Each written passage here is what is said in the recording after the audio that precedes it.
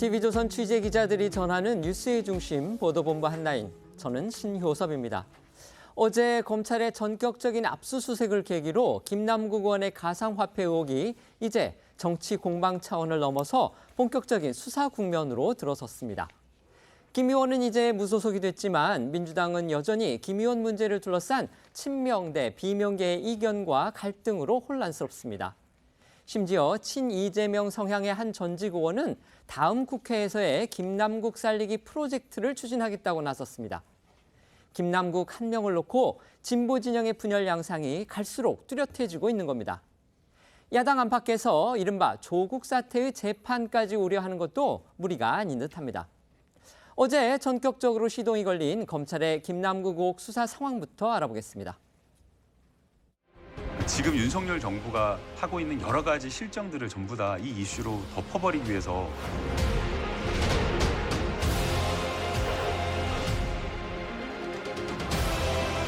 코인 하다가 금융당국에 걸린 게 왜 제 작품이라고까지 하는지 저도 참 궁금합니다.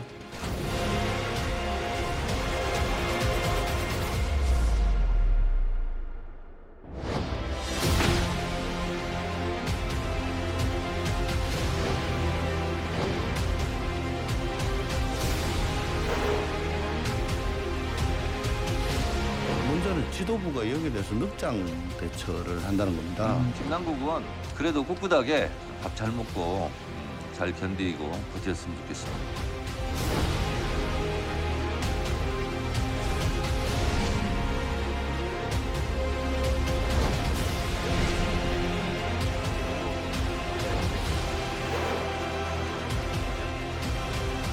저는 이재명 대표에게 주어진 시간이 이렇게 많이 남지 않았다고 봅니다.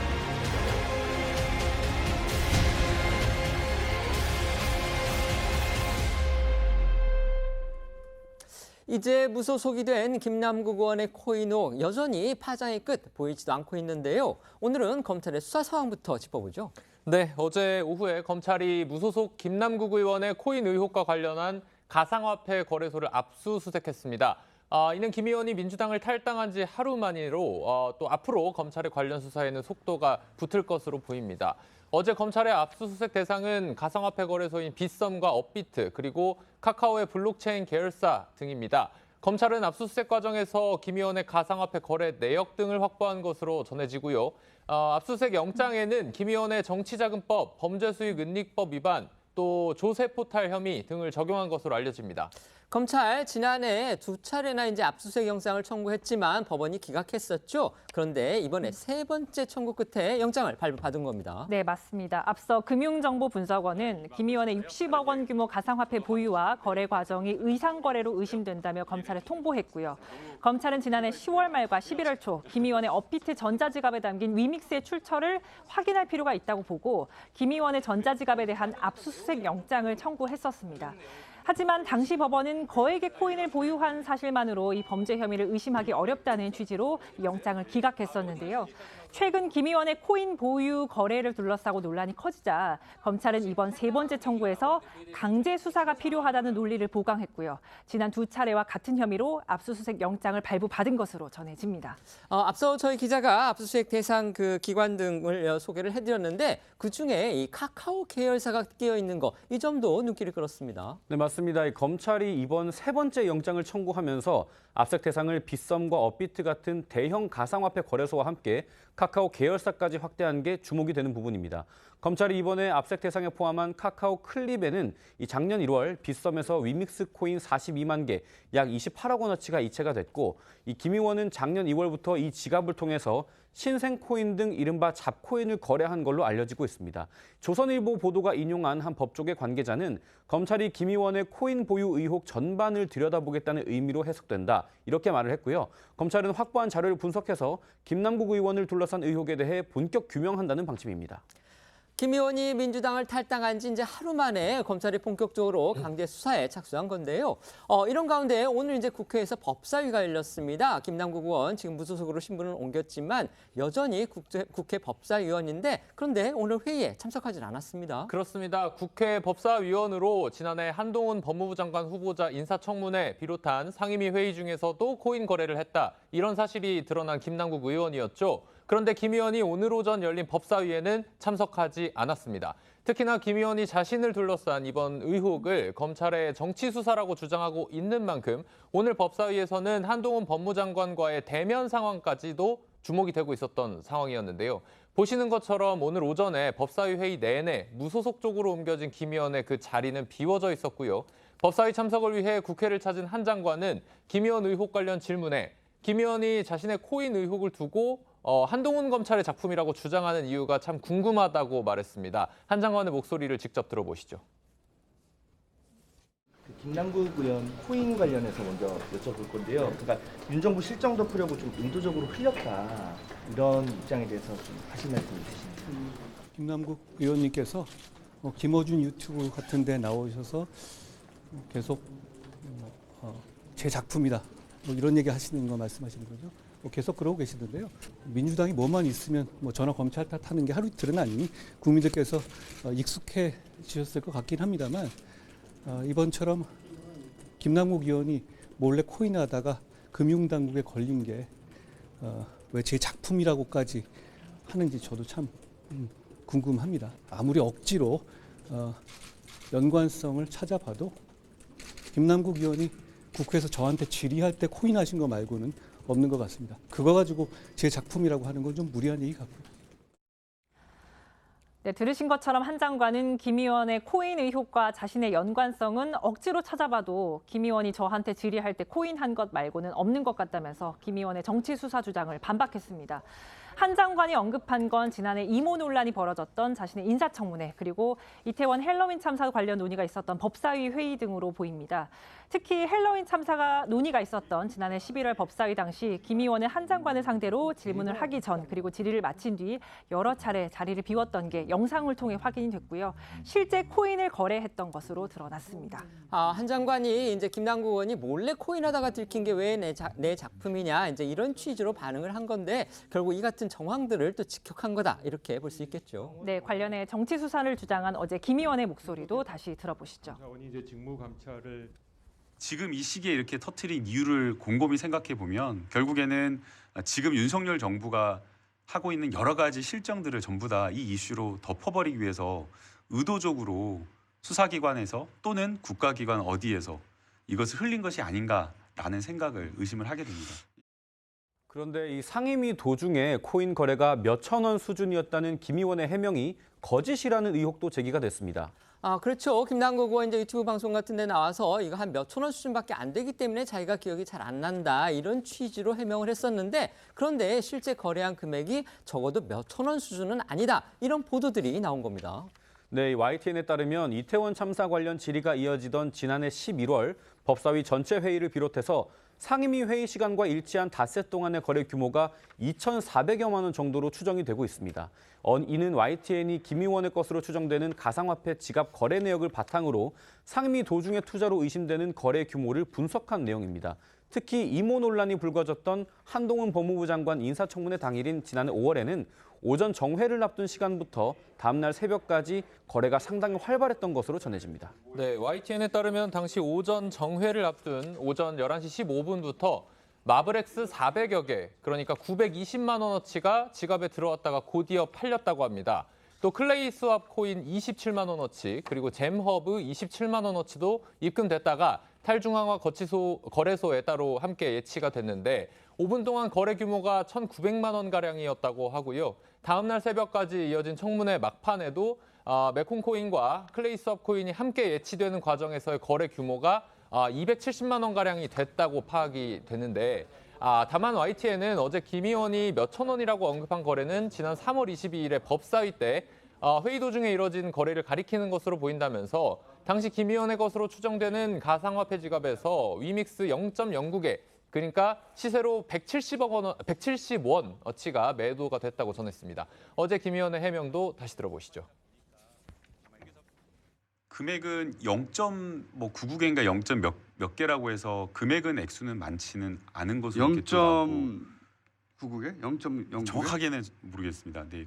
이게 너무 소액이어서 이제 정확하게 기억을 못 하고 있고 액수가 예. 이 정도 되면 얼마나 되는 거예요? 몇천 원 정도 몇천 원이요? 수준입니다. 네. 김 의원 어제 오늘 일이 아닙니다. 해명 내놓을 때마다 오히려 의혹이 더 지금 커지고 있기 때문에 문제인 거죠. 네, 때문에 오늘 국민의힘에서는 김 의원이 반성과 자숙은커녕 거짓말 퍼레이드를 이어가고 있다는 비판이 나왔습니다. 윤재욱 원내대표는 민주당 사전에는 반성이란 단어가 아예 빠져 있는 것 같다며 누구나 잘못은 할 수 있지만 반성하고 고치는 게 중요한데 오히려 적반하장으로 나서니 국민이 더 분노하는 것이라면서 김 의원을 비판했습니다. 여기에 오늘 민주당에서는 김 의원을 더 이상 김어준 씨가 진행하는 유튜브에 출연시키지 말아야 한다는 주장도 나왔습니다. 박지원 전 국정원장은 김 의원의 해명이 상황을 더 꼬이게 만들고 있으며 김 의원은 검찰 수사에 협조해야 한다고 덧붙였습니다. 김 의원의 해명에 대한 여야의 목소리 준비했습니다.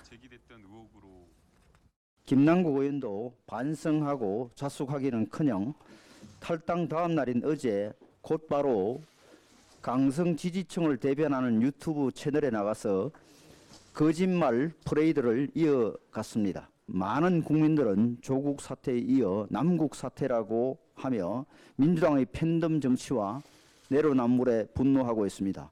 절대 언론 접촉을 안 해야 됩니다. 김남국 의원이 자진 탈당한 것은 정치인으로서 어떤 의미에서는 스스로 사형 교두대에 올라간 거예요. 그러면 됐어요. 김남국 의원한테 뉴스공장 출연하라고 전화하지 마세요. 그런데 이제 거짓이다 이렇게 의심받는 김 의원의 해명 이뿐만이 아닙니다. 어제 지금 이 자리에 나와 있는 신유만 기자가 저희 TV조선의 뉴스9을 통해서 직접 보도한 내용도 눈길이 끄는데요. 밝혀주시죠. 네, 당의 진상조사를 받다가 탈당한 김남국 의원은 진상조사단이 요구한 가상화폐 거래 내역을 시스템상 불가능하다면서 제출하지 않았었죠. 그런데 이러한 김 의원의 주장과 달리 가상화폐 거래소 측은 본인만 동의하면 언제든 자료를 제공하겠다는 입장이었던 것으로 확인이 된 건데요. 거래소 관계자는 통화에서 김 의원의 보좌진이 거래 내역을 정리해 줄 수 있느냐고 물어왔는데 이게 통계를 내달라는 얘기였던 겁니다. 이후에는 또 연락이 없었다라고 얘기를 했고요. 다른 거래소의 관계자도 김 의원 본인의 요청은 없었고 진상조사단의 거래 자료 요청만 있었다. 김 의원이 직접 요청하거나 또 위임장을 보내거나 했더라면 바로 제출하겠다고 답했다. 이렇게 말을 했습니다. 결국 김 의원이 이제 민주당에 있을 때 그 당 자체 진상조사단한테 사실대로 얘기를 하지 않은 거 아니냐 이렇게 의심할 수밖에 없는 그런 정황인 겁니다. 민주당도 좀 당황스러울 것 같습니다. 그렇습니다. 민주당 진상조사단 내에서도 비판이 나오고 있는 상황입니다. 오늘 오전에 한 라디오에 나온 이용우 의원은요. 진상조사에서 가장 중요한 건 김남국 의원의 협조라면서 특히 김 의원이 진상조사단에 연락도 하지 않은 채 김어준 유튜브 방송에 출연한 것은 도덕적으로 문제가 있다고 말하기도 했는데요. 어제 유튜브 방송에서의 김 의원 주장 그리고 오늘 그것을 비판한 이용호 의원의 목소리까지 이어서 들어봅니다. 그런데 거래 내역 같은 경우에는 쪼개져서 하기 때문에 그것을 모두 다 취합해야 되는 문제가 있었습니다. 해당 거래소에 통계를 내서 좀 달라고 했는데 그거는 시스템상으로 불가능하다라는 답변을 받았고 탈당의 변에서 당의 부담을 적게 주게 하기 위해서라는 변이 있었습니다. 그렇다면 저희들하고 연락을 해서 잘 협조해서 진상에서 팩트가 되는 것들을 밝혀줘야 될 겁니다. 어제 유튜브 방송에 나간 걸로 봤을 때 그 방송은 본인의 주장과 진술을 위한 것입니다. 저희들하고 연락을 하지 않은 채 그랬다는 것은 더더욱 문제가 있다고 보입니다. 이제 일주일이 넘었죠. 김남국 의원의 이 코인 거래 그리고 보유 의혹이 불거진 지 지금 며칠이 지났습니다. 그런데 김남국 의원이 처음에 내놓은 해명에서부터 지금까지 계속 이거 혹시 거짓말하고 있는 거 아니냐 이런 의심이 커지고 있습니다. 어제 오늘만 해도요. 지금 저희가 전해드린 것처럼 상임위 회의 도중에 그 거래한 게 한 몇천 원밖에 안 된다 이렇게 얘기한 부분이라든지 그다음에 그 진상조사단 그러니까 민주당입니다. 민주당의 진상조사단이 그 자료 제출을 요구했는데 이거 시스템상 불가능하다 이러면서 김남국 의원이 주장을 했다는데 실제로는 지금 그렇지 않은 것으로 드러나고 있다는 겁니다. 이 상황 어떻게 보시는지 패널들께 여쭤보겠습니다. 먼저 말씀해 주시죠. 그러게요. 이게 참 해명하기도 어려운 상황 같은데 좀 편도 들어주고는 싶어요. 같은 당이었기 때문에요. 그런데 전체적으로 국민들이 봤을 때 국민의 시각에서는 이게 김남국 의원 자체가 첫 단추를 잘못 끼운 거예요. 그러다 보니까 단추를 잘못 끼우다 보니 아무리 단추를 맞춰보려고 해도 자꾸 꼬이는 겁니다. 그래서 저는 이런 부분에 있어서는 본인이 억울한 부분, 뭐 정치 공세다, 뭐 한동훈 장관이 뒤에 있다, 그건 별개의 문제입니다. 뭐 그렇게 볼 수도 있지만 문제의 본질은 국민들이 시원하게 이 문제에 대해서 사실대로 얘기를 해달라는 거를 지금 바라고 있거든요. 근데 그게 점점 본인 스스로가 하는 행동들이 미심쩍어요. 그러니까 당에서도 지금 얘기하는 것들이 이용우 의원도 그렇고 다른 의원들도 그런 부분들은 왜 사실대로 얘기하지 않느냐. 사실대로 얘기해라. 그래서 정치인이라는 것은 법적 책임도 있지만 정치적 책임도 있고 도덕적 책임도 있고 윤리적 책임도 있습니다.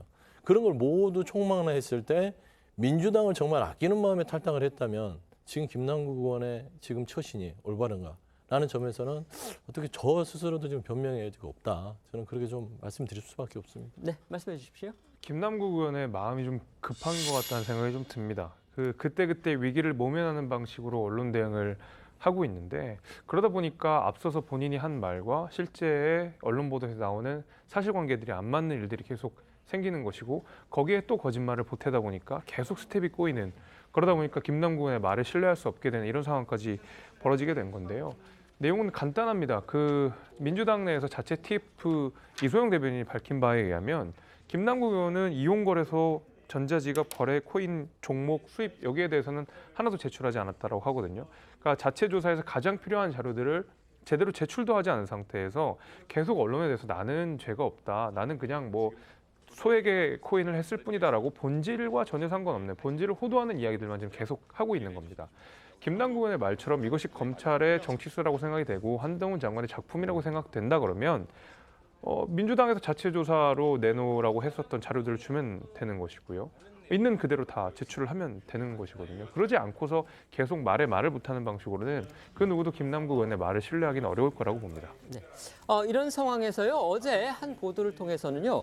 김 의원이 가상화폐 자산을 어떻게 불려왔는지 그 내용이 또 공개가 됐습니다. 네, SBS 보도 내용입니다. 김 의원은 민주당을 탈당하기 전 진상조사단에 본인이 가상화폐 자산을 어떻게 불렸는지 설명을 했는데요. 이 주식을 판 돈으로 몇몇 가상화폐에 투자를 해서 이걸 40억 원대까지 불렸고 그게 나중에 최대 100억 원대까지 늘어났다고 소명을 했다고 합니다. 조금 더 구체적으로 살펴보면 초기 투자금 10억 원을 이 비트토렌트 등 가상화폐에 투자를 했고 이걸 40억여 원까지 불렸다고 하는데 이 과정에서는 2021년 2월 하나에 1원도 하지 않았던 비트토렌트가 2개월 만에 10원대로 20배가량 급등을 했다고 합니다. 하지만 이 40억 원대 자산을 100억 원대로 다시 늘린 과정에 대해선 구체적인 거래 내역이나 소명을 하지 않고 탈당한 걸로 전해집니다. SBS는 김 의원이 조사단에 위믹스 등 가상화폐 자산이 한때 100억 원에 달했지만 현재 기준 투자 원금 대비 손해를 보고 있다고 김 의원이 소명한 걸로 파악됐다고 보도했습니다. 관련해서 김남국 의원의 앞선 해명도 다시 한번 들어보시죠. 위믹스 뭐 60억 자꾸 얘기하는데 60억을 찍은 적이 있다는 거죠. 지금 얼마 됐어요? 10억 정도 됐어요? 지금은 이제 최종적으로 투자한 금액에서 남아 있는 금액을 평가하면 아마 8, 9억 정도 남아 있는 8, 9억? 네. 60억이 아니라? 예. 조선일보도 오늘요. 김남국 의원의 이 수상한 코인 거래 상황이 또 드러났다. 이렇게 보도했습니다. 네, 오늘 조선일보에 따르면요. 김남국 의원이 지난해 2월 위믹스 36억 원어치를 출시한 지 한 달도 안 된 신생 코인 클레이페이 토큰과 관련 상품 21억 원어치로 교환한 것으로 전해져 의문이 커지고 있습니다. 조선일보에 따르면 김 의원은 지난해 2월 16일 두 차례에 걸쳐서 위믹스 51만 개의 36억 원어치를 클레이페이 토큰 등 두 종류 코인으로 교환을 했고요. 이를 모두 클레이페이 스왑이라는 가상화폐 예금 상품에 넣었다고 합니다. 그런데 이때 김 의원이 36억 원을 위믹스를 넘긴 대가로 받은 클레이페큰 토큰 59만 개 등의 가치는 21억 원어치였다고 합니다. 다시 말해서 교환 과정에서 이른바 슬리피지, 추가 비용 같은 겁니다. 이런 슬리피지 발생으로 인해서 15억 원의 손실을 본 것으로 추정이 되고 있는 겁니다. 네, 말이 좀 어렵죠. 이 슬리피지라는 게 뭐냐면 매도자가 사거나 팔고자 할 때 가격과 실제 거래가 성사됐을 시점에 가격 간의 차이로 인해서 발생하는 일종의 추가 비용을 의미한다고 합니다. 그러니까 15억 원가량을 손해를 보면서까지 이 코인의 거래를 실행시킨 것으로부터 의구심이 발생하고 있는 건데요. 이것에 대해서 조선일보는 가상화폐 업계에서는 클레이페이 토큰은 잘 알려지지 않은 마이너 코인, 신생 코인이자 잡코인 수준인데 김 의원이 웃돈까지 얹어서 코인을 맞바꾼 것은 이례적이라는 반응과 함께요. 김 의원이 의도를 가지고 거래를 한 것 아니냐는 얘기가 나오는데 코인 전문가 김동완 씨 같은 경우에도 김 의원이 이 코인의 유동성을 공급하는 역할을 하지 않았을까 추측한다고 얘기한 바 있습니다. 네. 유동성을 공급한다는 의미는 결국은 이제 자신의 돈을 들여서 그 코인의 규모를 갖다가 키우는, 그러니까 이른바 이제 뭐라고 그럴까요? 쩐지 역할 같은 걸 했다. 이제 이런 의미로 저희가 받아들일 수 있겠습니다. 이처럼 지금 김남국 의원의 이 코인 거래를 두고서는요, 어떤 한쪽에서는 이건 완전히 비정상적이다. 또 다른 한쪽에서는 이게 과연 전문가인지 아니면 너무 아무것도 모르는 비전문가인지 헷갈릴 정도로 이 거래 내용이 상식적으로는 이해가 되지 않는다. 지금 이런 지적들이 나오고 있는 겁니다. 이게 이 가상화폐 전문가들 사이에서조차도 김남국 의원의 이 전문성을 두고서 여러 가지 양론이 있다고 하는데요. 도대체 왜 이런 일이 벌어졌다고 보십니까? 그러니까요. 지금 당내에서도 이해를 하지 못하고 있습니다. 그러니까 통상 이제 국회의원으로 출마하신 분들이 집중하는 부분들은 선출직 고위공무원이잖아요. 그러면 설사 어떤 뭐 재테크 수단으로 가상화폐를 어떻게 운영을 할 수 있습니다. 주식도 할 수 있고 부동산도 할 수 있죠. 뭐 자본주의 사회니까 그렇죠. 돈 버는 건 하지만 얼마든지 할 수 이제 있습니다. 청렴의 네. 의무라는 부분에 있기 때문에 대부분 처분을 하거나 아니면 이제 되도록이면 그걸 이제 국회의원 의정활동 기간에 좀 치워놓거든요.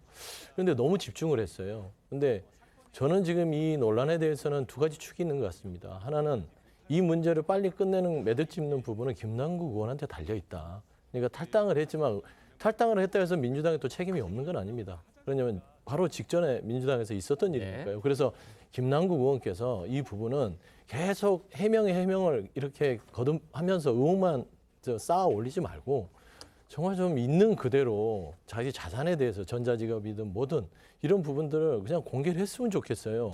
그렇지 않으면 이게 끝나지 않습니다. 그다음에 두 번째는 민주당이 해야 될 일이 있습니다. 이 부분은 국민의 눈높이에 맞춰줘야 됩니다. 그러니까 지금 현재 징계 논란 부분들에 있어서 여러 가지 국민들은 이 정도 가지고는 어렵다. 진상조사 부분은 김남국 의원이 협조를 해줘야 하거든요. 하지만 민주당에서는 그래도 이 고위 선출직 공무원에 대한 의정활동에서 이런 암호화폐를 가지고 국민 논란을 일으켰으면 김남국 의원에 대해서 어느 정도의 징계 수위를 국민들이 만족할 수준은 해야만 이 논란의 어떤 종지부가 지켜지지 않을까라는 좀 그런 생각을 가지고 있습니다. 네, 그 부분은 이제 저희가 잠시 뒤에 또 더 자세히 이제 짚어보도록 할 거고요. 아마 이제 주변에 가상화폐 하는 분들 혹시 계시는지는 모르겠는데 얘기를 좀 들어보셨는지 모르겠습니다. 아까 제가 말씀드렸는데 이 김남국 의원의 이 같은 정말 너무 잦은 가상화폐 거래, 그 다음에 정말 전문가들이 보기에도 굉장히 비상식적인 이런 거래, 이 상황에 대해서 어떻게 그런 평가를 하고 계십니까? 그러니까 결국 이제 김남국 의원 수중에 8, 9억이 남아있다라는 말을 김남국 의원이 지금 스스로 하신 거잖아요. 네. 결국 이 코인의 급락 속에서 어쨌든 김남국 의원은 최소한도 아니죠. 8, 9억이면 굉장히 서민들은 가지기 어려운 돈을 이 시세 차익으로 가져왔다라는 것인데 주변에 코인하는 분들 중에 제가 알기로는 돈 번 분들 거의 없습니다. 아마 그럴 겁니다. 거의 네. 없을 겁니다. 아마 네. 오히려 많은 손실을 봐서 심지어 극단적인 선택을 했던 사례들이 우리 언론 보도에서 종종 봤던 것들을 생각해 보면 김남국 의원이 8, 9억 벌었다고 떳떳할 얘기는 아닌 거죠. 그럼 왜 그 시점에 그렇게 과감한 투자를 했느냐? 그리고 실제로 거래 내역이 어땠느냐? 이걸 밝혀야 되는 겁니다. 지금 계속 본질을 호도하는 방식으로 뭐 얼마밖에 안 벌었고 실제로 몇천 원밖에 안 벌었고 하나도 중요한 내용이 아니죠. 그러니까 본인이 어떤 사유로 그렇게 많은 투자를 하게 됐는지, 어떤 정보를 통해서 혹여나 하게 됐는지를 밝히면 되는 문제라고 생각하거든요. 그렇지 않고서야 이 파장은 앞으로도 계속될 거라고 생각합니다.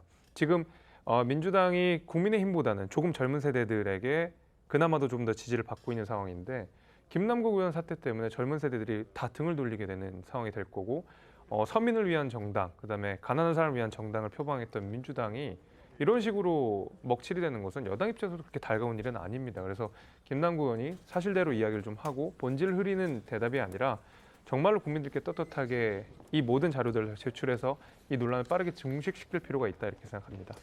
검찰이 이제 관련 자료들을 확보를 했다고 하니까 검찰 수사에서 과연 어떤 결과들이 나올지 저희가 이제 수사 상황 계속 지켜봐야 되겠습니다. 그런데요, 김남국 의원의 이 코인 논란에 대해서 지금 진보 진영에서 비판 또 반면에 옹호 목소리가 지금 엇갈리고 있습니다. 그래서 결국 진보 진영이 지금 분열 양상을 보이는 거 아니냐 이런 지적까지 나오고 있는 겁니다. 심지어 친명계 성향의 이 손혜원 전 민주당 의원이 있습니다. 손 전 의원이요. 자신이 김남국 의원을 살리겠다 지금 이렇게 자처하고 나섰습니다. 그렇습니다. 손혜원 전 의원은 어제 자신의 유튜브 채널에서 김남국 의원 우리 같이 살려냅시다라는 제목의 영상을 공개했습니다. 손 전 의원은 이 영상에서 김남국 의원과 직접 통화도 했다면서 현재 상황이 안타깝다고 밝혔고요. 김 의원이 정직하고 정의로운 사람이라고 두둔하기도 했습니다. 그러면서 손 전 의원은 김 의원과 함께 돈봉투 살포 사건의 정점에 있는 송영길 전 대표까지 언급하면서 우리가 다시 이들을 살려내야 한다. 신당 창당을 해서라도 김남국 의원을 다시 다음 국회로 보내겠다라고 목소리를 높였습니다. 실제로 손 전 의원은요, 지난 총선에서 이 현재 더불어민주당이 이제 위성정당 논란을 빚었던 이 열린민주당의 창당을 주도한 인물입니다.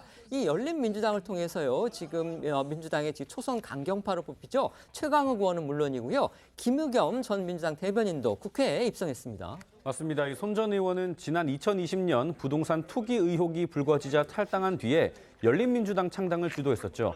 당시 흑석동 건물 투기 논란으로 청와대 대변인에서 물러난 김의겸 전 대변인은 민주당 공천이 어렵게 되자 열린민주당 비례대표로 국회에 입성한 바가 있습니다. 이 때문에 손 전 의원이 김의겸 의원 사례를 모델로 김남국 의원을 재선시키려는 것 아니냐는 관측이 나오고 있는 겁니다. 어제 공개된 손혜원 전 의원의 영상부터 보겠습니다. 그렇게 알뜰하게 20만 킬로가 넘게 차를 타고 다니고 안 쓰고 안 먹고 돈을 모으면서 이 살았던 친구를 정직하고 정의롭고 참네 진짜 그런 친구를 다시 우리가 국회에서 만나기 어렵습니다. 김남국 살리기 프로젝트를 하겠습니다. 김남국 의원을 제가 살리겠습니다. 그래서 어떤 당인가를 만들든지 해서 제가 반드시 김남국 의원을 다시 국회를 보내겠습니다. 이제 공천은 탈락된 것인가? 그 민주당이 기어들어가서 뭐합니까? 저 수박들이 있는 한 저기서 가서 뭐합니까? 제가 보기에는 끝났다고 생각합니다. 이런 손혜원 전 의원의 주장에 임세은 전 청와대 부대변인은 한 라디오 프로그램에 나와서 손 전 의원이 과거에 부동산 투기 의혹을 받았지만 모두 무혐의였다며 자신의 옛날 기억이 떠올라 동병상련의 마음으로 김남국 의원을 살리겠다고 말한 것 같다 이렇게 얘기를 했습니다.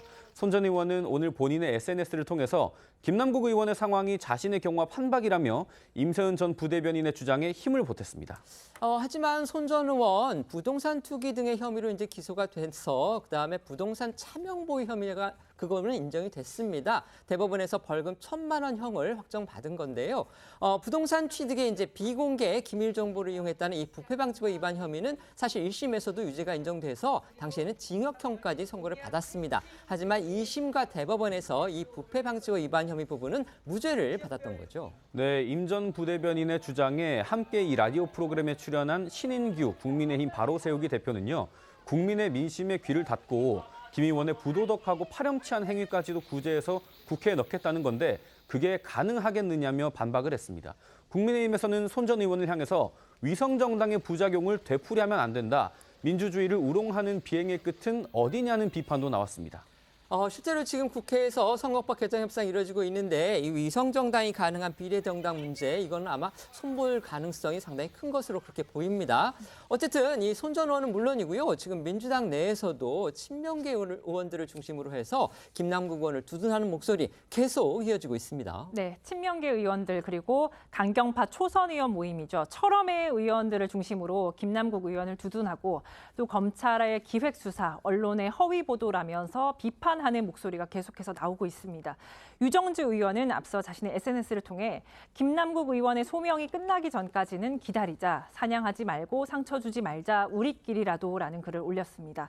또 황운하 의원은 검찰이 사냥감을 정한 뒤 수사권을 남용하고 특정 언론과 협잡해 프레임을 짜면 그 대상이 된 사람은 패가망신을 피할 방도가 없다며 검찰과 언론에 화살을 돌렸습니다.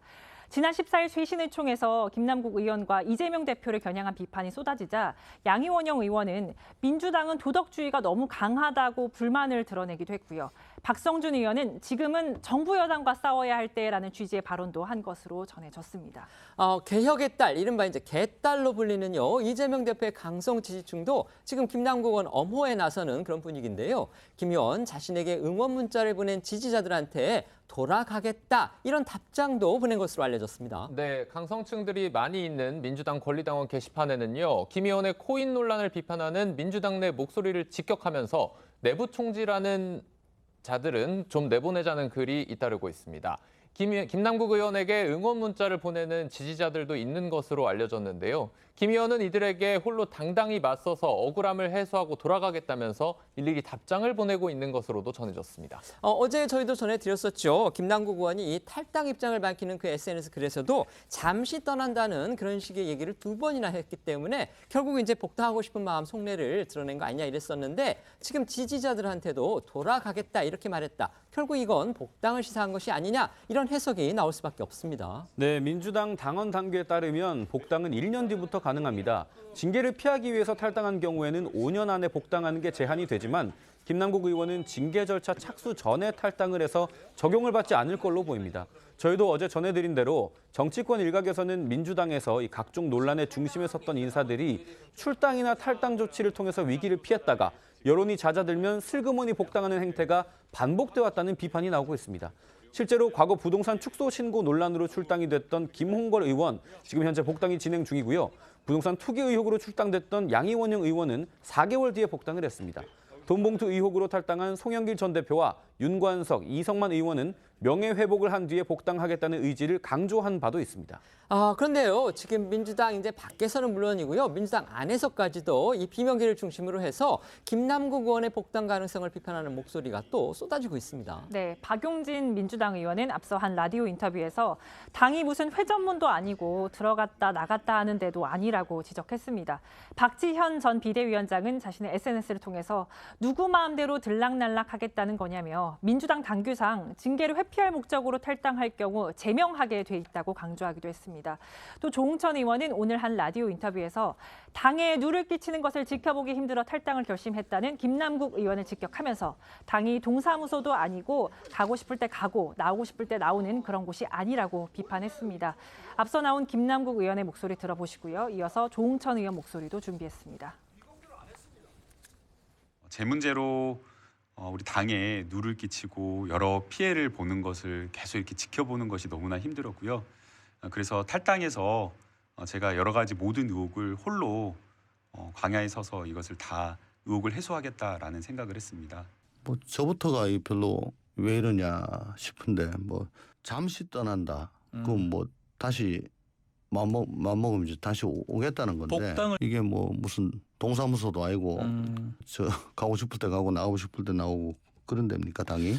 당에서는 조치도 하지 못한 상태에서 탈당을 하는 뭐 이런 사이클이 지금 반복이 되고 있지 않습니까? 당대표 리더십이 좀 문제가 있는 거 아니냐. 뭐 정무적 판단에 문제가 있는 거 아니냐. 뭐 그런 얘기까지도 지금 나오고 있는 중. 그 윤리위 제소. 민주당 안에서는요, 이 비명계는 물론이고요, 청년 정치인들도 지금 김남국 의원을 향해서 아주 적극적으로 비판을 쏟아내고 있는 그런 상황이죠. 네, 앞서 저희도 전해드린 대로 민주당 소속 청년 정치인들과 민주당 전국대학생위원회 등은 지난 12일 기자회견을 통해서 김남국 의원에게 제기된 의혹이 모두 사실이라면 김 의원은 사퇴해야 한다고 촉구하는 등 적극적으로 목소리를 내고 있는데요. 박수빈 서울시 의원은 어제 자신의 SNS를 통해 청년들이 김남국 의원 사태에 분노하는 지점은 불법이냐 적법한 투자였느냐가 아니라 국회의원이라는 권력을 갖고도 그 본분을 다하기는커녕 뒤로는 코인을 하면서 주머니를 채웠구나라는 배신감 때문이라고 지적했습니다. 하지만 이런 민주당 내 청년 정치인들을 향해서 이재명 대표 강성 지지층은 이 겉과 속이 다르다는 의미의 은어를 사용해서 수박이라고 비판하면서 공격하고 있는데요. 앞서 기자회견에도 참석했던 권지웅 전 비대위원은 오늘 한 라디오 인터뷰에서 자신에게도 항의 전화가 왔었다. 자기 문제도 못 푸는 집단한테 어느 국민이 정권을 운영할 권한을 주겠냐고 반문했습니다. 권 전 비대위원 목소리도 들어봅니다. 김남국 의원의 사퇴까지 고려해야 된다. 이런 주장에 대해서는 뭐 어떤 공격들, 강성 지지층들의 공격이 지금 굉장히 거셉니까? 어떻습니까? 그날 기자회견 한 당일에도 전화가 오셨어요. 그래서 제가 전화를 받았는데 너희 지금 뭐 하냐 아침부터. 그러니까 지금 국민의힘이 정말 잘못하는 게 많은데 왜 너 그건 지적 안 하고 왜 우리 문제를 이렇게 부각해서 뭐 언론들의 먹잇거리를 던져주냐. 근데 저는 그런 전술로는 국민의 지지를 얻지 못한다고 생각합니다. 자기 문제도 못 푸는 집단에게 어느 국민이 정권을 운영할 권한을 주겠습니까? 탈당을 하셨지만 국회의원이기 때문에 국회 윤리특위에서라도 이것을 다뤄야 된다고 계속 이야기할 생각입니다. 네, 또 비명계 이원욱 의원은 자신의 SNS를 통해 강성 지지층이 민주당 내 청년 정치인들을 비판하는 건 미래 세대인 민주당 청년 정치인들의 목소리를 주저앉히는 일이라면서 차라리 자신을 공격하라고 반박했습니다. 앞서 들으신 대로요. 권지웅 전 민주당 비대위원은요. 이 김남국 의원 문제를 국회 윤리특위에서라도 계속해서 다뤄야 한다. 이렇게 주장을 했습니다. 앞서 민주당이 지난 일요일 오후에 이제 이른바 쇄신의총이라는 걸 열었죠. 그러고 나서 결의문을 채택을 했는데 거기에서 이 김남국 의원의 윤리위 제소 의견이 빠졌습니다. 지금 이를 두고서 뒤늦게 지금 비명계에서 비판이 또 쏟아지고 있습니다. 네, 김남국 의원에 대한 국회 윤리위 제소는 지난 8일 국민의힘에 의해 이루어졌습니다. 민주당이 동의만 해주면 곧장 윤리위 징계 절차가 개시될 수 있는 상황인 겁니다. 때문에 박용진 의원과 조응천 의원 등 복수의 민주당 의원들에 따르면 지난 14일 민주당 쇄신의총에서 김 의원을 국회 윤리위에 제소해야 한다는 의견이 상당히 많이 쏟아졌다고 합니다. 의총 내내 다수의 의원들은 윤리위 제소가 필요하다고 주장을 했고 의총 결과의 핵심이기도 했다는 겁니다. 하지만 의총 후에 발표된 결의문에는 윤리위 제소 의견이 포함되지 않았고 이에 의원들이 모인 단톡방에서 여러 의원들은 왜 빠졌냐 이렇게 따지기도 했다고 합니다. 하지만 끝내 박강원 원내대표는 추가로 논의하겠다며 죄송하다는 취지의 답변으로만 마무리를 했습니다. 이어 최고위 회의에서도 이런 비판이 나왔는데 박 원내대표는 당이 계속 조사하기로 했는데 곧장 윤리위에 보내는 건 맞지 않는다는 취지로 답을 했다고 합니다. 관련해 비명계인 박용진 의원과 김종민 의원은 어제와 오늘 라디오 인터뷰를 해서 결의문에 윤리위 제소 의견이 빠진 걸 강하게 비판을 했습니다. 두 사람 목소리도 들어보겠습니다. 당연히 들어가는 줄 알고 헤어졌는데 아침에 일어나서 확인해 보니까 그게 없어요. 이 최종적인 결의문을 보고 매우 불쾌해서 의원들 전체방에 그 어떻게 된 일이냐 원내대표 이 부분에서 해명해 주시라 했는데 미흡한 점이 있다 양해해 달라 이걸로 지금 끝난 상태예요. 그래야 국민들이 민주당이 정신을 좀 차리겠구나. 민주당이 내가 알고 있는 그런 상태는 아니구나. 뭔가 가능성이 있겠구나. 그런 계기가 돼야 되는데 그게 결의문에 빠져버리니까 과연 민주당이 뭐 5시간 동안 토론했는데 뭐 한 거냐. 의총 결의문에서 김남국 의원을 국회 윤리위에 제소해야 한다 이런 의견이 빠진 것과 관련해서는요. 혹시 이재명 대표의 의중이 반영된 거 아니냐 이런 관측 또 그것을 또 실제 사실이다 이렇게 주장하는 이제 보도도 나왔는데 민주당에서는요. 이거 사실 아니다 또 공식적으로 반박하고 나섰습니다. 네, 말씀하신 대로 당 일각에서는 이재명 대표가 이 결의문 작성 과정에서 윤리위 제소 의견을 포함하는데 직간접적으로 거부 의사를 내비쳤다는 이야기 그리고 일부 언론 보도가 있었습니다. 하지만 권칠승 민주당 수석 대변인은 출입기자단 공지를 통해서 김남국 의원에 대한 윤리위 제소 관련 내용을 이재명 대표가 반대해 빠졌다는 보도는 사실이 아니라며 김 의원에 대한 윤리위 제소는 당내 조사가 선행돼야 하고 의총 과정에서 다양한 의견이 있었기 때문에 결의문에 싣지 않은 것이라고 입장을 밝혔습니다. 이런 가운데 오늘 오후 국회 윤리특위 위원장인 민주당 변재일 의원 그리고 여야 간사가 모임을 갖고 위원회 구성 및 향후 일정을 논의할 예정인데요. 국민의힘뿐 아니라 민주당 일각에서도 김남국 의원에 대한 윤리특위 차원의 징계를 요구하고 있는 상황에서 곧바로 징계 절차가 논의될지 주목되고 있습니다. 정치인 또 정치권에 있는 분들 뭐 역시 그 각각 개인으로서 자신의 주장을 말할 그런 권리가 있습니다. 또 우리가 거기에 대해서는 이제 뭐 논평도 할 수 있는 건데 지금 아까 저희가 전해드렸듯이 이 김남국 의원 건과 관련해서는요. 이른바 이제 친명계 정치인들을 중심으로 해서 지금 옹호하는 목소리가 강하게 나오고 있습니다. 그런데 그 주장들 또 논리가 또 눈길을 끕니다. 가령 손혜원 전 의원 같은 경우는 민주당이 김남국 의원을 짓밟고 있다 이렇게 주장을 했습니다. 그리고 유정주 의원은요. 김남국 의원의 소명이 끝나기 전까지는 기다리자라고 얘기를 했습니다. 지금 김남국 의원이 소명을 제대로 하지 않고 있다는데 이런 얘기를 했고, 그다음에 양이원영 의원 지난번에 이제 부동산 투기 의혹과 관련해서 출당을 했다가 결국 이제 무혐의 그런 처분을 받고서 복당을 하긴 했습니다. 어쨌든 양이원영 의원은 민주당은 도덕주의가 너무 강하다 이렇게 불만을 공개적으로 드러냈다고 합니다. 이 같은 주장들은 어떻게 보십니까? 그러니까 뭐 이제 뭐라고 해야 될까요? 사적 영역과 공적 영역을 구분을 해야 되는 것은 뭐 일도 마찬가지지만 정치는 더더욱 그렇습니다. 그러니까 지금 뭐 손혜원 의원이나 손혜원 전 의원이나 유정주 의원이나 양이원영 의원 자체가 김남국 의원에 대해서 사적으로 아끼는 감정은 이해는 합니다. 그래서 편을 들어줄 수는 있죠. 하지만 그렇다고 해서 전체 공적 영역에서 지금 민주당과 김남국 의원을 바라보는 눈은 국민입니다, 기준은. 그러니까 정치라는 사람들은요, 국민을 하늘같이 존경하고 범처럼 무서워해야 됩니다. 이게 우리 김대중 전 대통령의 말씀이었어요. 결국에는 정치는 국민이 하는 겁니다.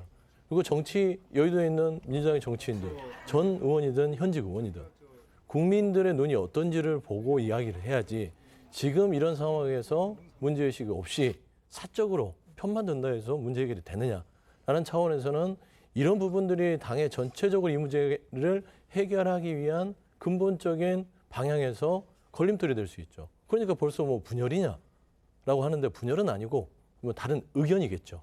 하지만 궁극적으로 편들어주는 건 좋습니다. 하지만 민주당이 지금 처한 상황에서 국민들이 어떤 눈으로 지켜보는지 그 부분에 대해서는 조금 정치를 하셨던 분으로서 좀 자중하는 게 맞지 않냐라는 생각이 들고요. 전체적으로 봐서는 지금 당내에서는요, 이 김남국 의원의 어떤 처리 문제에 있어서는요, 좀 더 국민 눈높이에 맞지 않다라는 의견이 팽배합니다.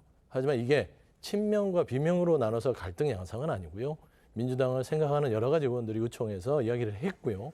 지금 말씀한 대로 윤리제소 부분에 대해서 좀 미진한 부분이 있어서 그 부분을 원내 대표가 논의해서 다시 결정하겠다 하는 입장이라서 조금 더 지켜봐줬으면 좋겠다. 좀 그런 말씀드립니다. 알겠습니다. 말씀해 주십시오. 김남국 의원뿐만이 아니라 지금 이를 대응하는 민주당 일각의 태도 역시도 김남국 의원만큼 저는 나쁘다고 생각합니다. 그러니까 뭐 앞서 말씀 주신 뭐 양이원영 의원, 그다음에 손혜원 전 의원 이런 분들의 메시지는 결국에는 김남국 의원 잘못 없는데 왜 그러냐라는 이야기인 거거든요. 그러니까 국민 정서와는 전혀 동떨어진 이야기를 하고 있는 건데 최근에 이제 민주당에서 불거진 이런 여러 가지 뭐 의혹들, 혐의들을 대하는 민주당의 태도가 사실 납득하기 어려운 부분들이 굉장히 많습니다. 그러니까 지금 김남국 의원 태도와 마찬가지로 아무리 이걸 뭐 진영에서 감싼다고 하더라도 국회 의정 활동 중에 코인을 사고 팔고 실제로 그걸로 자신의 재산을 축적했던 것은 진영에 상관없이 다들 인정하는 그냥 객관적인 사실인 것이거든요. 근데 이것까지 감싸면서 민주당이 김남국 의원을 짓밟고 있다라고 이해하는 것은 그들을 지지하는 소수의 팬덤만 가지고 내 정치를 하겠다라는 심사 이상은 저는 아니라고 생각합니다. 정말 민주당이 김남국 의원에 대해서 쇄신하고 그다음에 민주당 자체도 쇄신하려는 의지가 있었다 그러면 저는 어제 쇄신 결의안에서도 그 문구들이 빠졌으면 안 된다고 생각합니다. 뭐 아직까지 언론 보도가 좀 혼선이 있는 모양이긴 하지만 원내 지도부나 지도부 차원에서 이 내용을 빠지지 않고서야 갑자기 하루아침에 내용이 변할 수는 없는 것이거든요. 저는 그런 의미에서 이재명 대표가 이를 몰랐을 가능성은 저는 대단히 적다라고 생각이 되고 이재명 대표 역시도 김남국을 지지하는 그리고 본인을 지지하는 소수의 팬덤에 얹혀서 민주당을 이끌어오겠다라는 태도이기 때문에 과연 제1야당으로서의 어떤 자격이 있는가를 저는 최근에 굉장히 많이 생각하게 됩니다. 김남국 의원의 탈당으로 이제 민주당 차원에서 진행 중이던 그 진상조사 활동 결국 이제 난항을 걷고 있고요. 이거 결국 중단되는 거냐 아니면 계속하는 거냐 이것도 지금 논란의 대상이 되고 있습니다. 예, 저희도 전해드린 대로 김남국 의원은 진보 성향 방송인인 김어준 씨의 유튜브에 나가서 자신에게 제기된 코인 의혹들을 해명하고 있고요. 당이 요청한 자료도 대부분 제출했고 거짓말 탐지기도 사용한다면 협조하겠다는 뜻을 밝혔다고 강조했습니다. 김남국 의원 목소리 듣고 옵니다. 네, 이미 대부분 다 제출을 했고요. 그래서 제가 진상조사할 때 국정원에서 간첩을 판별할 때 쓰는 거짓말 탐지기, 경찰청에서 쓰는 거짓말 탐지기를 가져다 놓고 제가 조사를 받겠다라는 그 이야기까지 했었습니다. 일체 뭐 미공개 정보며 뭐 로비며 그런 의혹들이 하나도 없기 때문에 그런 것까지 제가 동원한다면 다 협조하겠다고 말씀드렸던 겁니다. 하지만 김남국 의원의 이런 주장에도 불구하고 김 의원이 불리한 부분에 대한 해명은 제대로 내놓지 않고 있다는 지적이 나오고 있고요. 당 진상조사단의 이용 거래소나 거래 지갑, 종목, 투자 수익 등 핵심 자료도 제출하지 않은 상태에서 탈당하면서 향후에 진상조사가 제대로 진행될 수 있을지 불투명한 상황입니다. 관련해 일부 언론들이 민주당 진상조사단이 조사를 중단하기로 가닥을 잡은 것으로 전해졌다면서 이르면 오늘 비공개 회의에서 조사 중단을 최종 결론 낼 것으로 보인다고 보도를 했는데 조사단에도 참여하고 있는 김한규 원내대변인은 오늘 오전에 브리핑에서 김 의원의 협조에 달렸다면서 앞으로 오늘 현실적으로 조사 가능한지 여부에 대해서도 정해진 바가 없다고 언급을 했었습니다. 진상조사단에 참여하고 있는 이용우 의원도요. 오늘 한 라디오 인터뷰에서 김남국 의원 협조 여부에 따라서 될지 안 될지 모르겠다라고 얘기를 했는데 좀 더 들어보겠습니다.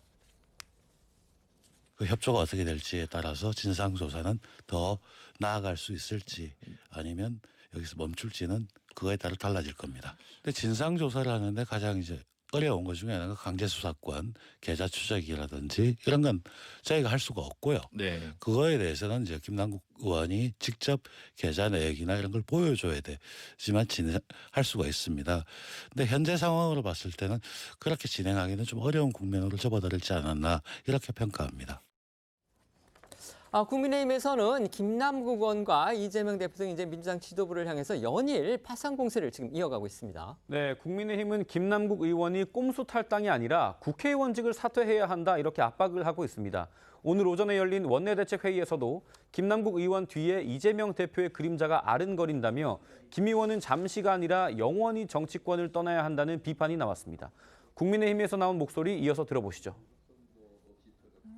민주당은 대장동 비리부터 돈봉투 사태 이르기까지 또한 김남국 코인 게이트까지 모두 적반하장식으로 남탓만 하는 모습을 보여오고 있습니다. 김남국의 뒤에 이재명의 그림자가 어른거리는 것이 국민들 눈에는 보이는데 진즉 자신들 눈에는 보이지 않는가 봅니다. 김남국 의원은 잠시가 아니라 영원히 정치권을 떠나야 할 것입니다. 김 의원이 법사위 위원직을 사퇴하지 않는다면 이는 명백한 이해충돌이며 이 기관들을 상대로 직간접적으로 영향력을 행사할 가능성도 농후에 매우 부적절하다고 할 것입니다. 하루빨리 법사위원직을 사임해 주시기 바랍니다. 어제는 또 국민의힘 김기현 대표가 민주당 이재명 대표도 코인 투기하는 거 아니냐 이런 식의 의혹도 제기를 했는데요. 이 대표 반박을 내놨습니다. 네, 맞습니다. 국민의힘 김기현 대표는 어제 열린 최고위 회의에서 김남국 의원의 탈당 결정과 민주당의 미온적 대응을 비판하면서 이재명 대표 역시 김남국 의원의 코치에 따라 코인 투기를 한 것 아니냐 이렇게 주장하고 나섰습니다. 이재명 대표 사법 리스크를 걸고 넘어진 동시에 김남국 의원이 이 대표의 측근이라는 점을 부각해서 다시 한번 이 대표에게 비난의 화살을 돌린 건데요. 이에 이재명 대표는 기자들과 만난 자리에서 자기가 보기에는 김기현 대표나 그 측근들이 코인을 좀 많이 갖고 있지 않겠냐고 되받아치면서 우리가 제안한 대로 여야 의원들 코인 전수조사를 즉각 실시해야 한다고 주장했습니다. 어제 나온 여야 대표들의 목소리 이어서 들어보시죠. 민주당은 이미 부정부패 정당이 되어버린 탓인지 어떤 제대로 된 대응도 안 하고 있습니다. 혹시 이재명 대표 스스로도 김남국 의원의 코치에 따라 코인 투자를 하면서 투기를 했던 적이 있었기 때문은 아닌지조차도 궁금합니다. 그런 의심이 들면 우리가 제안한 대로 여야 의원들 전수조사를 즉각 실시하기를 요청드립니다. 내가 보기에는 김기현 대표나 그 측근들이 코인 많이 가지고 있지 않을까 생각이 들긴 하네요. 그런 얘기하는 걸 보면. 자, 하지만 국민의힘은 코인 전수조사는 언제든 할 수 있지만 김남국 의원 의혹의 물타기로 이용돼서는 안 된다면서 진상규명이 먼저라는 입장으로 전해집니다. 국민의힘은 자체 태스크포스까지 꾸려가지고요. 김남국 의원 코인 의혹을 조사하겠다. 지금 이렇게 나섰습니다. 네, 국민의힘은 당내 태스크포스를 만들고 김남국 의원의 거액 코인 보유와 투자 관련 의혹을 모두 조사하겠다는 계획인데요. 오늘 TF 출범식 그리고 첫 회의도 열고 본격 활동에 돌입했습니다. 해당 TF에는 국민의힘 의원들은 물론 가상자산에 대한 전문성이 있는 외부 인사들도 대거 위촉할 계획이라고 하는데요. 해당 TF 위원장을 맡고 있는 김성원 국민의힘 의원 목소리도 들어봅니다. 더불어민주당 당헌 당규상 조사 여지가 남아있다고는 하지만 자당 전 현직 의원의 범죄 의혹에 다른 이슈를 들먹이며 반복적으로 물타기를 시도한 이재명 대표가 대승적 결단을 하리라는 기대하는 그런 국민들은 한 분도 없으실 것입니다. 코인 업체와의 유착과 정치자금 수수 의혹, 또 공직자윤리법 위반과 이해 충돌 등 김남국 의원을 둘러싼 각종 검은 의혹을 중심으로 진상조사단은 철저한 의혹 규명과 함께 분석을 통해 이번 게이트의 진상을 밝혀내도록 하겠습니다. 보신 것처럼 김남국 의원의 이 코인 의혹을 둘러싸고서요. 지금 민주당과 그다음에 국민의힘의 당대표가 직접 부닥쳤습니다. 국민의힘 김기현 대표가 어제 먼저 사실 성공을 했죠. 김남국 의원 코치에 따라서 이재명 대표도 코인 투자한 거 아니냐 뭐 이런 식의 이제 의혹 아닌 의혹 제기를 한 겁니다. 그러니까 이재명 대표가 제가 자신이 보기에는 김기현 대표나 측근들이 코인 많이 가지고 있지 않을까 의심스럽다. 지금 이렇게 얘기를 한 겁니다. 그리고 사실 이번 사건이 처음에 불거졌을 때 그러면 이제 의원들의 전수조사, 코인 갖고 있는 데 대한 전수조사는 당연히 될 것처럼 또 쉽게 이루어질 것처럼 그렇게 또 예상이 됐었는데 지금 돌아가는 상황을 보니까 지금 양당이 정치 공방만 하고 있고 이거를 이루기 위한 어떤 조치 같은 거는 생각도 잘 하고 있지 않은 듯합니다. 이 상황 어떻게 보십니까? 일단 이재명 대표의 태도는 좀 이해하기 어렵습니다. 그러니까 결국 이 김남국 의원을 향한 여러 가지 의혹에 대해서 결국 김기현 대표 쪽이 더 많을 것 같다라고 하는 근거 없는 비난을 하고 있는 상황이거든요. 그러니까 그러면서 이제 동시에 이야기한 것이 전수조사하겠다라는 건데요. 제가 이제 납득하기 어려운 부분은 김남국 의원 개인 한 명도 제대로 조사하지 못하는 민주당이 어떻게 국회의원 300명 전원에 대해서 철저한 조사를 할 수 있을지 일단 거기에 대한 의문이 저는 분명히 있는 것이고요. 국민의힘에서 이재명 대표와 김남국 의원을 같이 비판하는 이유는 다른 것이 아니라 이재명 대표가 과거에 대통령 후보였던 시절에 P2E와 관련된 규제 완화 정책이 이재명 대표 캠프에서 나왔고, 그러니까 P2E는 게임을 하면서 돈을 그렇죠. 번다는 이제 그런 개념입니다. 사행성 네. 논란이 있었기 그렇죠. 때문에 네. 당시에 국민의힘에서는 이를 받아들이지 않았지만 민주당 내에서는 이를 받아들였던 움직임들이 있었기 때문에 그 부분은 얼마든지 저희가 지적할 수 있는 것이거든요. 반면에 이재명 대표가 국민의힘 김기현 대표를 향해서 하는 저 비판들은 사실 전혀 근거가 없는 내용입니다. 김기현 대표 측근 중에 코인 한 사람이 단 하나라도 뭐 언론 보도에 나왔거나 혐의가 나왔거나 한 상황이 아니거든요. 그냥 국민의힘이 더 많을 것이다라고 하는 잘못된 정보를 그냥 국민들께 전달하면서 비판하고 있는 상황이기 때문에 납득하기 어렵고, 이재명 대표 이야기도 전수조사하려면 일단 김남국 의원부터 제대로 조사하는 모습을 보여주고 난 이후에야 저는 전체 국회의원을 대상으로 할 수 있는 이 코인 관련된 조사도 겨우 이루어지지 않을까라는 생각을 갖고 있습니다. 민주당에서는요, 지난 대선 과정에서 사실 국민의힘도 P2E의 그 합법화에 대해서 상당히 긍정적인 입장을 보였다 이렇게 주장을 하고 있기는 합니다. 사실 여부와는 차치하고라도요. 네, 말씀해 주세요. P2E 관련해서는 당시에 양 캠프에 P2E 관련된 말하자면은 제안하는 사람들이 다 가서 제안을 했습니다. 이제 그런 부분은 살짝 언급하고요. 그러니까 김기현 대표가 오늘 얘기한 부분들은 정쟁하겠다는 거예요. 그러니까 김남국 의원에 대한 가상화폐 부분은 이거 밝혀져야 되는 거는 맞지만 이걸 가지고 와서 이재명 대표를 지켜가는 거는 그냥 정쟁하자. 그리고 솔직히 국민의힘에서 가상화폐 진상조사단을 꾸리면 뭐 할 겁니까? 자료를 제출할 사람이 김남국 의원이에요. 거기 안 내잖아요. 그러니까 정쟁 조사단을 하면 안 되는 거예요. 이 문제의 본질은 두 분이서 서로 코인 있냐 없냐 다투는 게 아니라 전수조사를 함이 마땅합니다.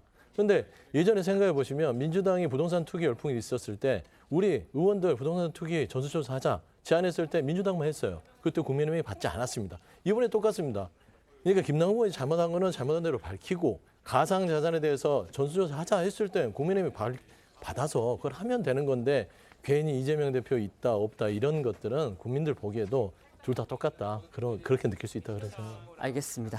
이제 화제를 좀 바꿔보겠습니다. 먼저 외교 관련 소식인데요. 국제적으로 정말 화제를 몰고 다니는 인물이 한국에 왔습니다. 바로 젤렌스키 우크라이나 대통령의 부인 올레나 젤렌스카 여사가 한국에 온 건데요. 젤렌스카 여사 모르시는 분도 있을 테니까 간단히 소개를 드리면요. 이분의 인스타그램 팔로워 숫자가 330만 명에 이릅니다. 그러니까 세계적으로 굉장히 큰 화제를 모으고 있는 그런 인물이고요. 지금 이분의 별명이 있습니다. 우크라이나의 비밀 병기다. 비폭력 전쟁 사령관이라 이렇게 부르는 거는 지금 국제적으로 돌아다니면서 우크라이나에 대한 국제사회의 지원 같은 거를 남편을 대신해서 호소하는 그런 역할을 하고 있다는 겁니다. 젤렌스카 여사는요, 내일 개막하는 조선일보가 주최하는 아시안 리더스 컨퍼런스에서 개막 연설을 한다고 합니다. 어쨌든 젤렌스카 여사의 방한 소식 먼저 전해 주시죠. 네, 젤렌스카 여사는 어제 새벽에 한국에 도착한 것으로 알려졌는데요. 이에 맞춰서 오늘 연합뉴스가 젤렌스카 여사와의 서면 인터뷰를 공개했습니다. 인터뷰를 보면 젤렌스카 여사는 한국의 군사적 지원 필요성에 대해 언급했다는데요. 러시아를 지배 침입한 범죄자에 빗대면서 집에 범인이 있으면 집주인은 당연히 이 범죄자를 몰아내기 위해서 인도적 지원이나 음식, 의약품, 이런 특단의 무언가를 필요로 하게 될 것이라면서 자원을 주면 우리가 범죄자를 집 밖으로 내쫓겠다고 말을 했습니다.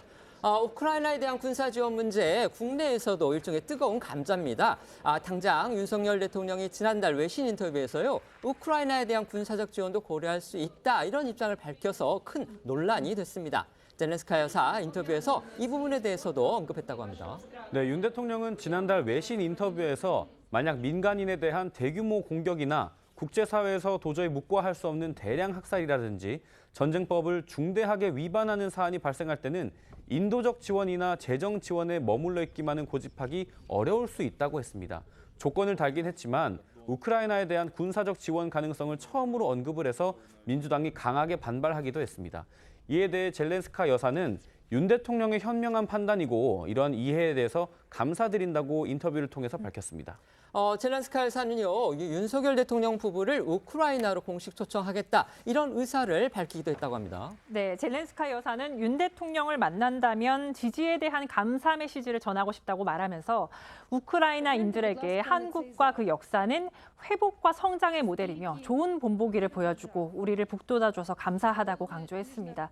그러면서 윤 대통령과 부인 김건희 여사를 초청할 의사가 있느냐는 질문에 당연하다, 우크라이나는 언제나 친구들을 기다리고 있다라고 밝혔습니다.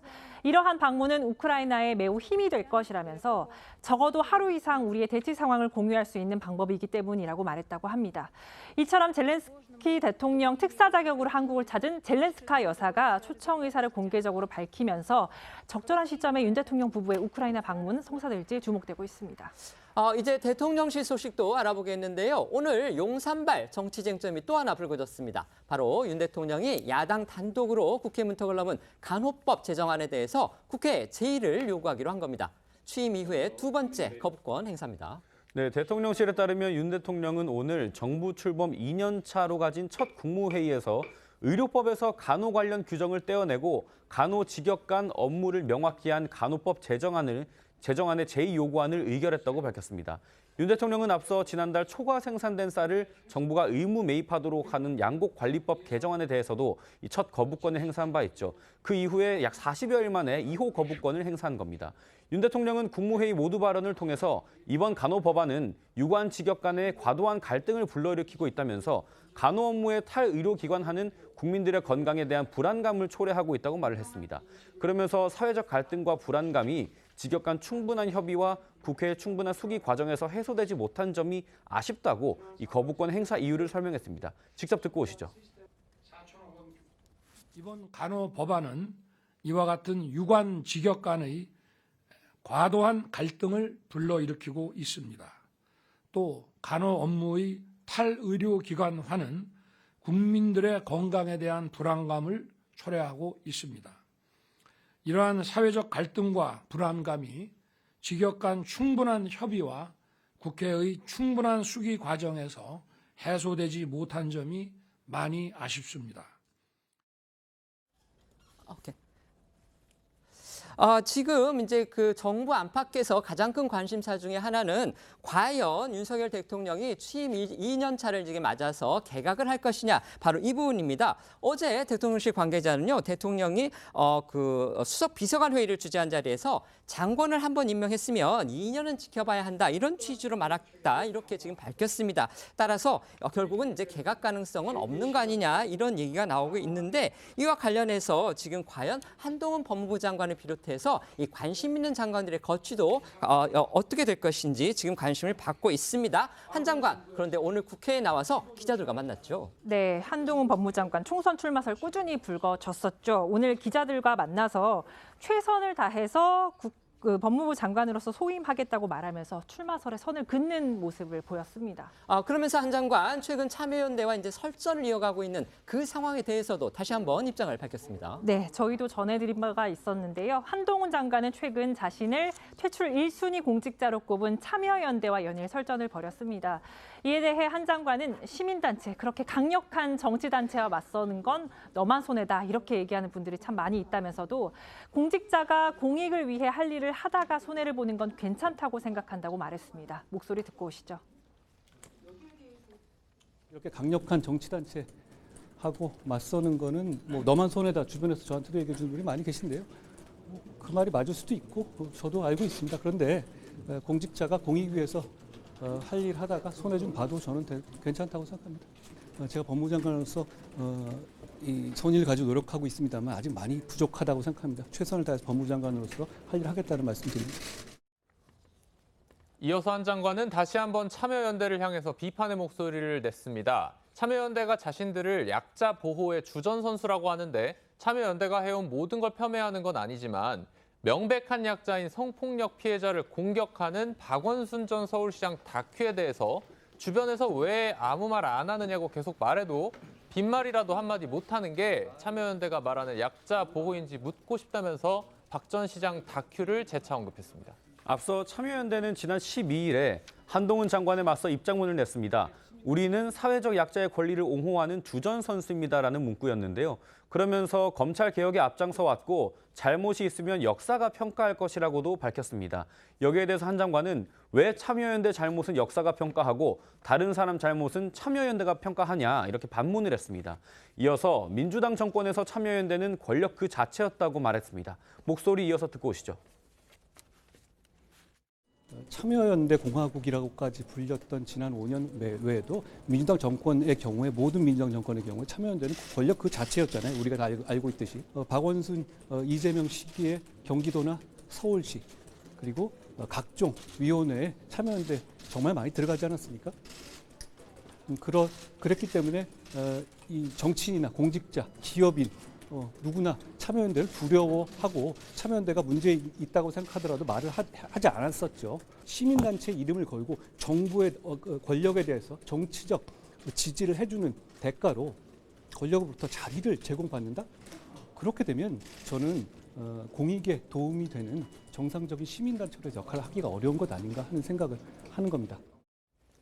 앞서 전해드린 대로 윤석열 장관이 오늘 국무회의를 주재하고요. 취임 후에 두 번째로 거부권을 행사했습니다. 그 대상은 야당이 국회에서 주도적으로 통과시킨 간호법 제정안입니다. 이 거부권 행사에 대해서 지금 당사자인 이익 당사자라고 볼 수가 있겠죠. 간호사협회 강하게 반발하고 있고요. 지금 민주당도 국민의 뜻을 무시한 것이라면서 아주 강하게 비난을 쏟아내고 있습니다. 이에 대해서 패널들의 의견 한번 여쭤보겠습니다. 먼저 말씀해 주십시오. 일단 뭐 이거는 문제가 되는 거는요. 뭐 거부권 행사할 수 있습니다. 근데 이렇게 계속적으로 거부권 행사하시면 국민들의 신뢰를 잃을 것인데, 이 간호법은요, 저는 이렇게 생각합니다. 대통령 공약을 스스로 거부해버린 겁니다. 2022년이니까 당시 윤석열 대통령 후보 시절에 간호사협회 간호사들 간담회에서 이 간호사법을 통과시키는 게 공정한 상식이다, 노력하겠다고 약속을 했어요.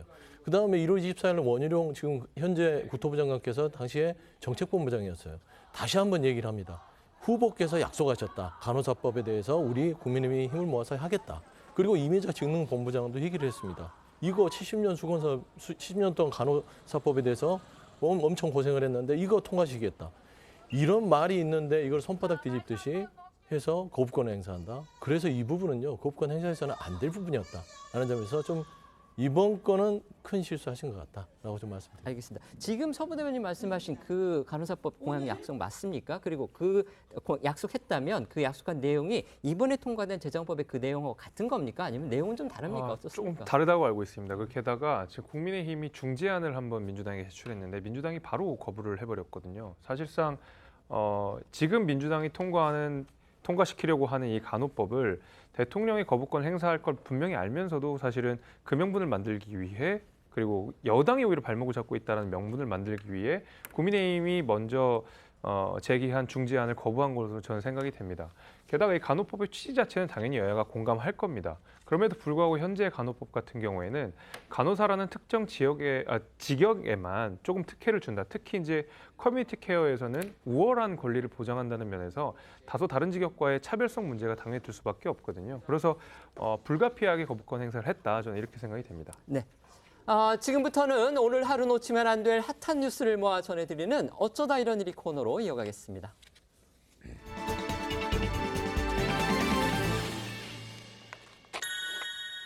첫 번째 키워드는요, 엄포 하루 만에 출석인데요. 배우 유아인 씨가 오늘 오전에 경찰 2차 소환 조사에 응했습니다.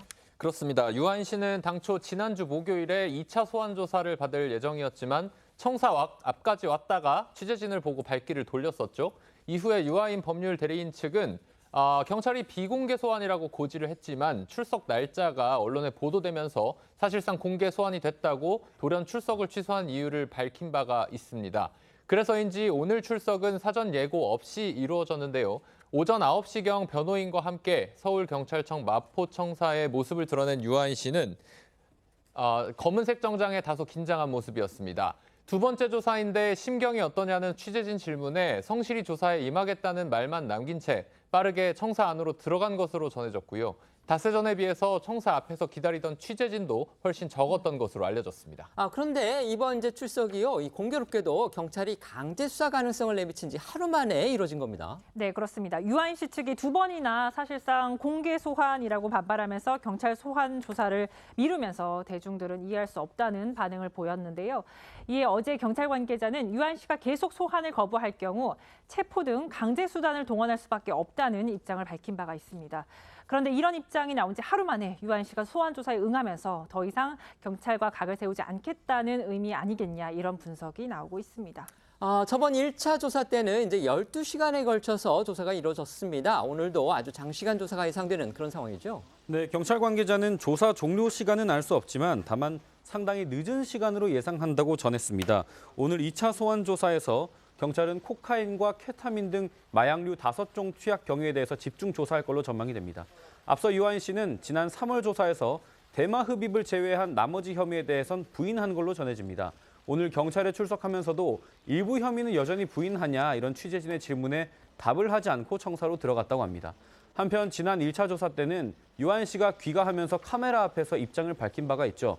오늘도 별도 입장 표명 발표가 있을지 관심이 모아집니다. 오늘 조사를 마치면 경찰이 유아인 씨에 대해서 이 구속영장을 신청할 가능성도 있다, 이런 전망이 또 나옵니다. 네, 경찰은 오늘 조사가 끝나는 대로 유아인 씨에 대한 구속영장 신청 여부도 결정할 걸로 보입니다.